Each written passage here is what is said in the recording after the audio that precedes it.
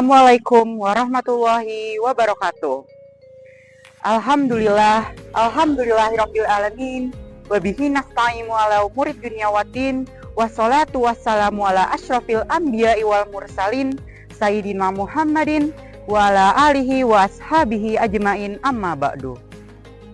Pertama-tama dan yang paling utama, marilah kita panjatkan dan puji syukur atas kehadirat Allah Subhanahu wa Ta'ala yang telah memberikan kita begitu banyak nikmat, yaitu nikmat iman, Islam, dan nikmat sehat walafiat, sehingga kita dapat berjumpa kembali dengan bulan Ramadan yang penuh berkah ini.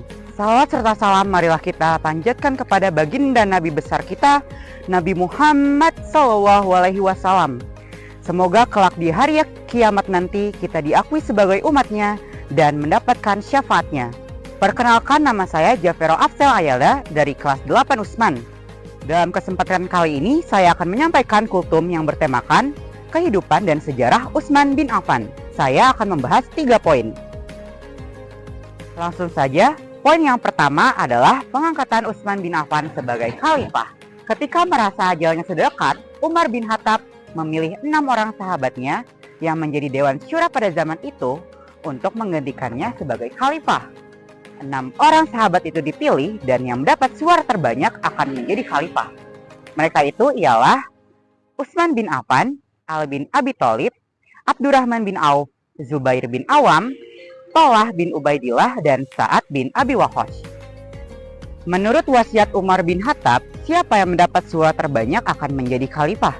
Namun, jika suara itu sama banyaknya, maka haruslah yang dipilih oleh Abdullah bin Umar. Setelah Umar bin Khattab wafat, tim formatur pun mengadakan rapat.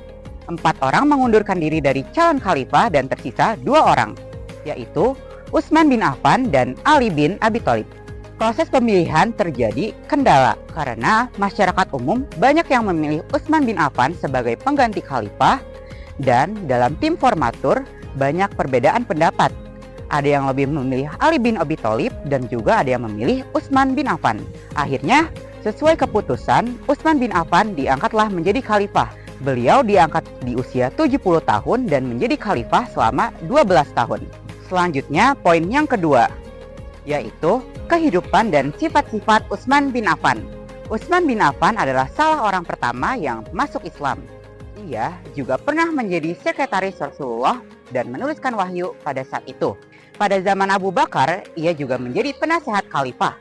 Utsman bin Affan pun juga dikenal dengan kesolehannya dan kedermawanannya. Ia pernah menafkahkan sebagian hartanya untuk memajukan Islam. Dan Utsman bin Affan juga sangat disayangi oleh Rasulullah SAW, sehingga ia dinikahkan oleh putri Rasulullah, yaitu Ruqayyah. Setelah Ruqayyah wafat, ia dinikahkan lagi dengan putri Rasulullah lainnya, yaitu Ummi Kulsum. Sehingga Utsman bin Affan mendapatkan gelar yaitu Zunnuraini, yang artinya pemilik 2 cahaya. Utsman bin Affan juga pernah mengikuti 2 kali hijrah, yaitu ke Habasyah dan ke Madinah. Beliau juga dikenal sebagai orang yang berkepribadian mulia, seperti kecerdasan, kesolehan, kedermawanannya, dan piawai dalam memilih gubernur yang mumpuni.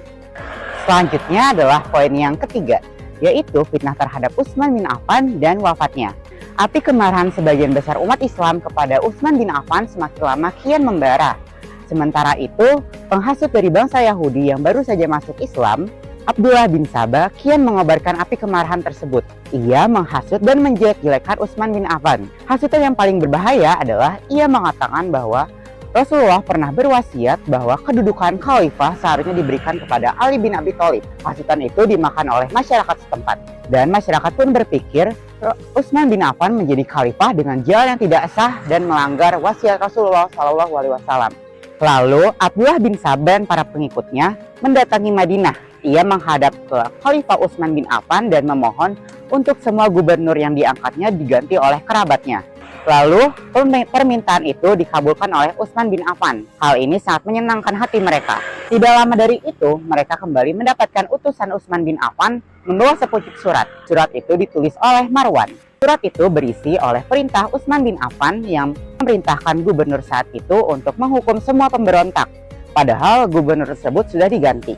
Utsman bin Affan pun menyangkal tuduhan tersebut. ia tidak tahu menahu tentang surat tersebut dan bersumpah tidak pernah menulisnya. Lalu mereka pun meminta Utsman bin Affan untuk Marwan diserahkan kepada mereka agar diperiksa lebih lanjut. Tapi Utsman bin Affan menolak perintah tersebut karena Islam saat itu dibagi jadi beberapa kota.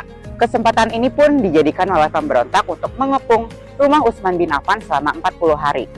Pada hari ke-18, sahabat utama Utsman bin Affan mengirimkan putra-putranya untuk melindungi jiwa Utsman bin Affan. Utsman bin Affan pun meminta bantuan kepada Muawiyah dan gubernur lainnya untuk melindunginya. Ketika pemberontak mengetahui hal ini, mereka semakin marah dan menerobos masuk ke dalam rumah Utsman bin Affan, lalu memukulnya dengan pedang sehingga membawa kematiannya.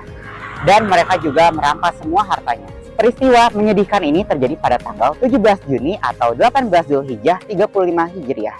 Demikianlah kultum yang dapat saya sampaikan.